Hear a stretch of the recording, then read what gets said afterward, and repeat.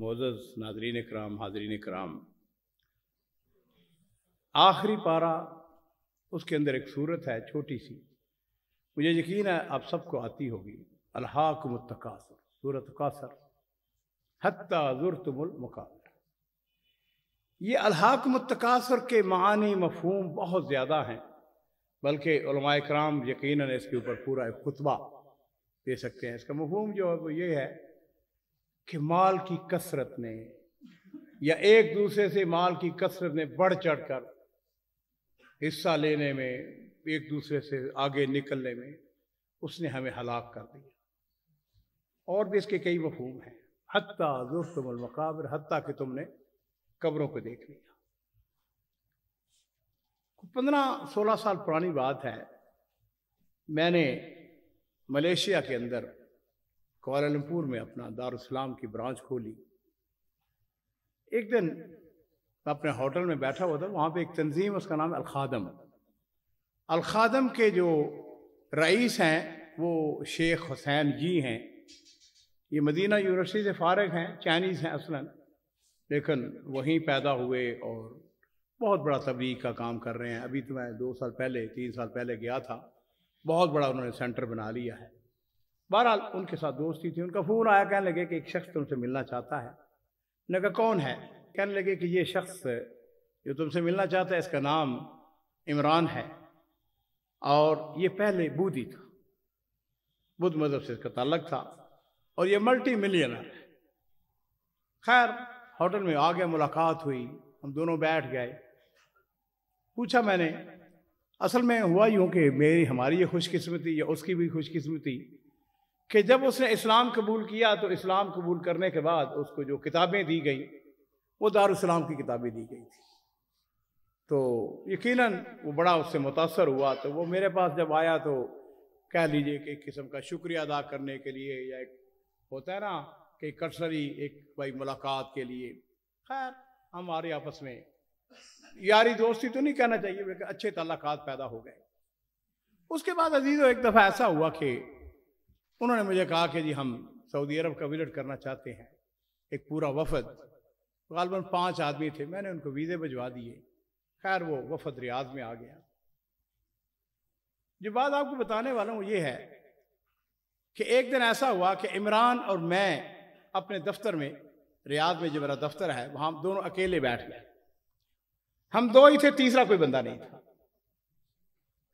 आपस में गुफ्तगू शुरू हुई।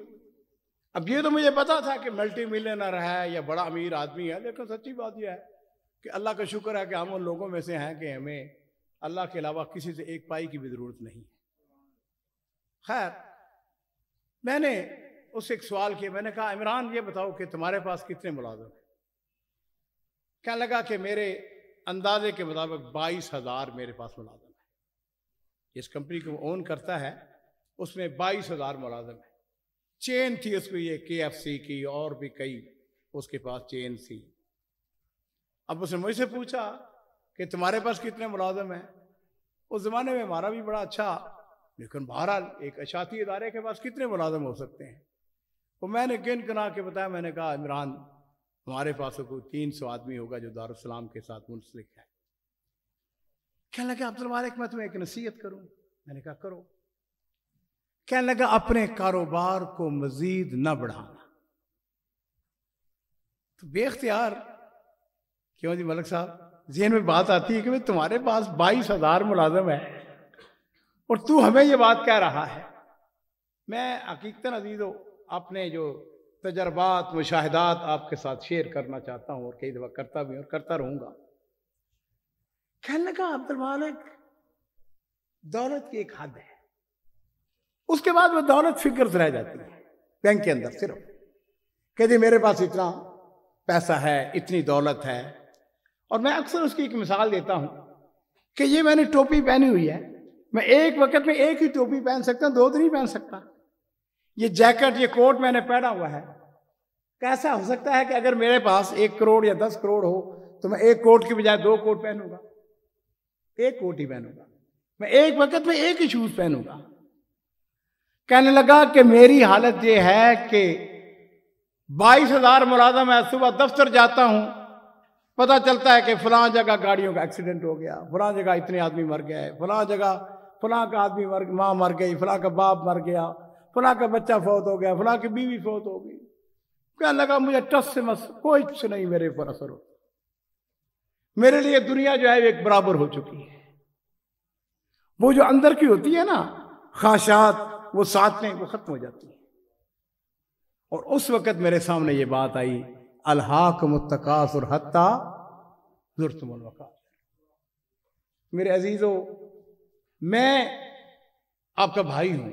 حقیقتاً میں آپ کو بتاتا ہوں، کئی دفعہ میں یہ اس لیے شیئر کرتا ہوں، آپ سعادتیں چاہتے ہیں، خوشیاں چاہتے ہیں، اور میرا یہ سب سے پسندیدہ موضوع ہے.